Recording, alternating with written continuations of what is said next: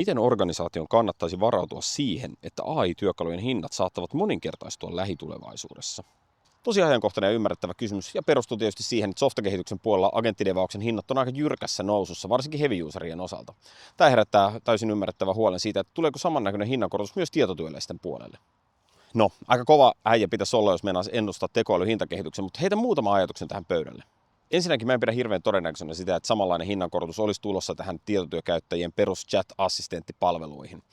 Yrityskäyttäjien isot massat ja näiden asiakkuuksien pysyvyys on näille tekoälyyhtiöille niin kriittistä sekä kasvun että liiketoiminnan vakauden kannalta, että tuskin kukaan haluaa riskeerata sitä esimerkiksi 10-kertaistamalla Copilotin hintaa.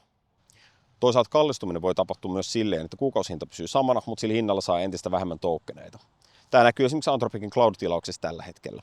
Ilmiö liittyy kuitenkin ennen muuta siihen, että sillä yritetään ohjata käyttäjiä toimimaan rationaalisesti sen tekoälyn kanssa. Sitä kaikkein parhaiten päättelevää ja kaikkein kalleinta opusmallia ei välttämättä tarvitsisi ihan joka ikiseen tehtävään työntää.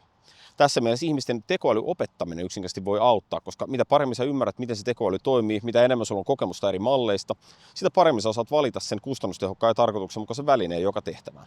Kolmas puoli asiasta on se, että ihan varmasti jossain kohtaa tulosten kasvaessa myös tietotyöläisen tekoälyn hinta voi nousta. Erityisesti tämä konkretisoituu siinä, kun me puhutaan tämmöistä cowork-tyyppisestä tekoälystä. Siinähän AIlle annetaan merkittävästi isompia tehtäviä, se käsittelee niitä pidemmän aikaa ja antaa myös entistä laajempia tuloksia. No, tätä tehdessään se tietysti myös käyttää enemmän tokeneita, joten vastaavasti korvauskin voi muuttua korkeammaksi. Sen pitäisi olla kuitenkin reilu diili, koska silloin sä saat sillä samalla palvelulla myös enemmän työtä tehtyä. Tämän tyyppinen ratkaisu me nähdään tällä hetkellä jo esimerkiksi Claudin Team-tilauksessa, jossa on erikseen tämmöinen premium seat, joka maksaa pikkasen reilun satasen. Varmaan tullaan jossain kohtaa näkemään Microsoft 365 Copilotissa samantyyppinen asia, jos nämä cowork heavy userit alkaa oikeasti viemään riittävän määrän tokeneita. Jos me katsotaan tätä kokonaisuutta, niin paras tapa varautua hinnankorotuksiin on yksinkertaisesti kouluttaa henkilöstöä. Mitä parempi AI-perusosaaminen on, sitä helpompi on valita esimerkiksi oikea työväline oikeaan tilanteeseen. Tämä hintojen rationalisoitumisen pointti tulee kuitenkin olemaan se, että sä maksat ikään kuin siitä, mitä sä käytät, jolloin se, et osata valita oikea työväline, oikea malli, oikeisiin kysymyksiin, niin se on nimenomaan se tapa, jolla niitä kustannuksia pidetään kurissa. Osaaminen helpottaa myös sitä taloudellista suunnittelua ja budjetointia. Ne, jotka ymmärtää tekoälyä, niitä on helpompi arvioida sitä, että mitä se AI tulee maksamaan ja mitä sillä tullaan saamaan aikaiseksi.